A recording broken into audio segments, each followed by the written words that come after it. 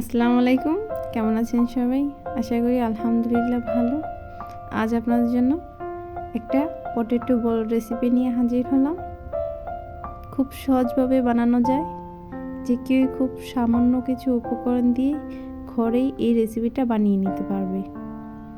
দেখতেই পাচ্ছেন, উপর দিয়ে ক্রিস্পি আর ভিতর দিয়ে সফট, খুব মজাদার পটেটো বল রেসিপি।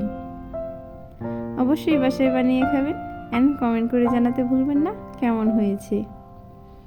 খুব সামান্য কিছু উপকরণ প্রয়োজন। এই অল্প কিছু উপকরণ দিয়ে এই পটেটো বল রেসিপিটা সবাই বানিয়ে নিতে পারবে। আমার চ্যানেলে নতুন হয়ে থাকলে চ্যানেলটাকে সাবস্ক্রাইব করতে ভুলবেন না। ভিডিওটা ভালো লাগলে লাইক কমেন্ট শেয়ার করতে ভুলবেন না। এই পটেটো বল বানাতে যা যা লাগে দেখে নিই। আমি এখানে 2টা আলু নিয়ে নিয়েছি, মাঝখান দিয়ে জাস্ট এটাকে কেটে নিব। এ পর্যায়ে পর্যাপ্ত পরিমাণ পানি দিয়ে আলুটাকে আমি সিদ্ধ বসিয়ে দিলাম। এ পর্যায়ে আমাদের যা যা লাগে তা আমরা দেখে নিচ্ছি। এখানে আমি 1 কাপ পরিমাণ কর্নফ্লাওয়ার নিয়ে নিয়েছি আর একটা ডিম। এ পর্যায়ে আমি আলুটা সিদ্ধ করে ছিলে নিয়েছি। একটা চামচ দিয়ে আলুটাকে ভালোভাবে একটু চটকে নিচ্ছি, যাতে একদম পুরোপুরি মিহি হয়ে যায়, কোনো প্রকারে কোনো লাম্পস বা দানা কিছু না থাকে। দেখতেই পাচ্ছেন, খুব ভালোভাবে আমি একটু মেশড করে নিচ্ছি। খুব সফটলি মেশড হয়ে গেছে। এ পর্যায়ে ডিমটা ভেঙে একটু ফেটে নিচ্ছি। দেখতেই পাচ্ছেন, সম্পূর্ণ ডিমটা আমি একবারে এর মধ্যে দিব না, কিছুটা দিয়ে এরপর এটাকে মিশিয়ে নেব। দেখতেই পাচ্ছেন, এটাকে আমি মিশিয়ে নেব। পরে লাগলে আমি বাকি ডিমটুক ইউজ করব। দেখতেই পাচ্ছেন, অল্প অল্প করে এটাকে আমি ভালোভাবে মিশিয়ে নিচ্ছি। এই পর্যায়ে আমি 1 টেবিল চামচ পরিমাণ লবণ দিয়ে দিলাম এর মধ্যে। লবণটা বুঝে দিবেন, খুব বেশি দেওয়ার প্রয়োজন নেই। এই পর্যায়ে আমি একটু ভালোভাবে এটাকে মিশিয়ে এর মধ্যে 1 কাপ পরিমাণ যে কর্নফ্লাওয়ার সেটা দিয়ে দিচ্ছি। কর্নফ্লাওয়ারটা দিলে উপর দিয়ে মুচমুচে আর ভিতরে সফটনেসটা বজায় থাকে। এই পর্যায়ে আমি ভালোভাবে এটাকে মিশিয়ে নিচ্ছি। এর মধ্যে যদি আরও কিছু কর্নফ্লাওয়ার ইউজ প্রয়োজন হয় সেটা আমি পরবর্তীতে দিয়ে নিব। প্রথমে অল্প অল্প করে ডিমটা যে দিয়েছি সেটাকে কি কোয়ান্টিটি বুঝে তারপর আরও যদি লাগে দিয়ে নিব। এই পর্যায়ে একটু ভালোভাবে মথে নিচ্ছি। দেখতেই পাচ্ছেন, একটু শুকনা ডোটাই ভালো হয়। এই পর্যায়ে আমি যে বাকি ডিমটুক সেটুকু দিয়ে দিচ্ছি।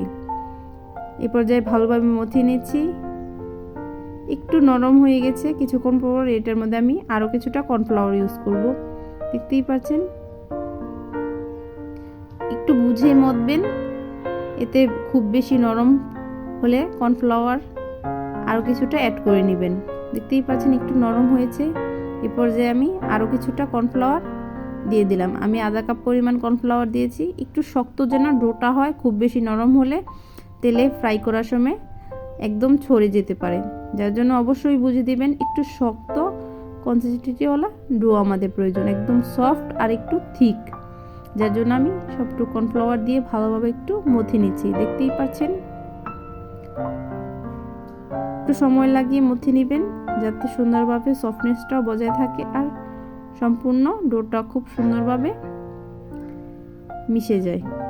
দেখতেই পাচ্ছেন, কিছুক্ষণ পর একদম ভালোভাবে ডোটাকে আমি মথে নিয়েছি। দেখতেই পাচ্ছেন, এই পর্যায়ে সামান্য পরিমাণ তেল হাতের মধ্যে দিয়ে একটা একটা করে গোল গোল বল বানিয়ে নিব।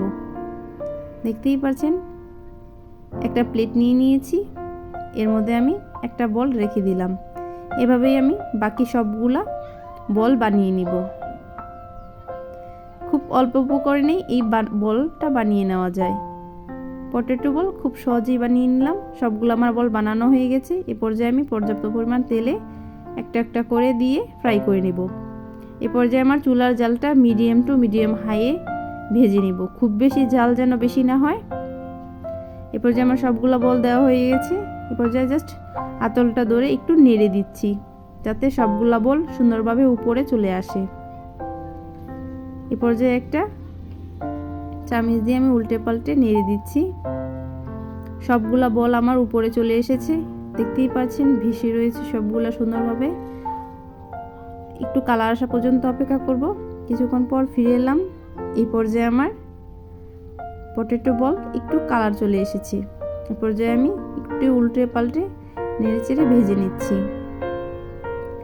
একটু ভালোভাবে নেড়েচেড়ে ভেজে নেবেন, এতে সব দিকে সমানভাবে কালারটা চলে আসবে। দেখতেই পাচ্ছেন সুন্দর বলগুলো ফুলে ডবল হয়ে গেছে। কিছুক্ষণ পর ফিরে এলাম। এই পর্যায়ে আমার পটেটো বলগুলা একটু কালার আর একটু ডার্ক হয়ে এসেছে। দেখতেই পাচ্ছেন হালকা একটু ইয়েলো কালার চলে এসেছে। হালকা ইয়েলো বা ইয়েলো বাদামি কালার, যে কোনো কালারই আসুক দেখতে অনেক সুন্দর দেখা যায় আর খেতেও অসম্ভব মজার।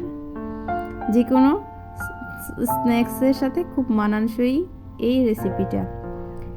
এর সাথে চিকেন ললিপপ, চিকেন ফ্রাই, নানান ধরনের রেসিপি খুব মানানসই।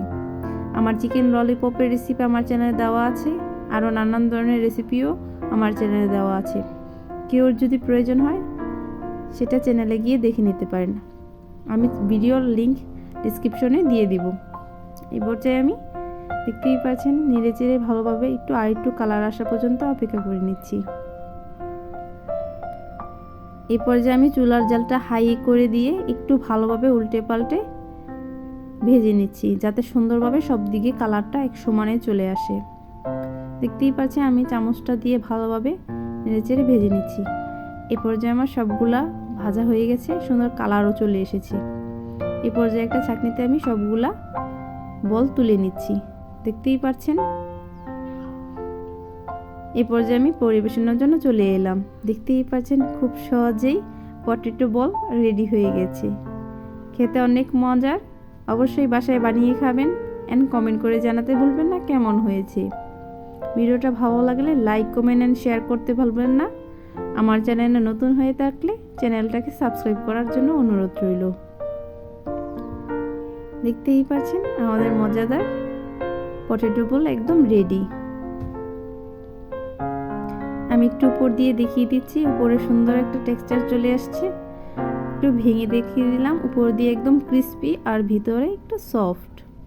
দেখতেই পাচ্ছেন খুব মজাদার পটেটো বল রেডি।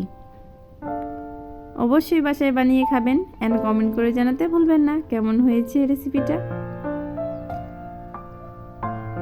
আরও নানান ধরনের রেসিপির জন্য আমার চ্যানেলটাকে দেখে নেবেন। এর মধ্যে আমি নানান ধরনের চিকেন ফ্রাই, চিকেন ললিপপ, নানান ধরনের রেসিপি দিয়ে রেখেছি, সেগুলো আপনারা দেখে নিতে পারেন। আজকের মতন বিদায় নিচ্ছি, দেখা হবে অন্য কোনো রেসিপির সাথে। ততক্ষণ পর্যন্ত ভালো থাকবেন। আল্লাহ হাফেজ।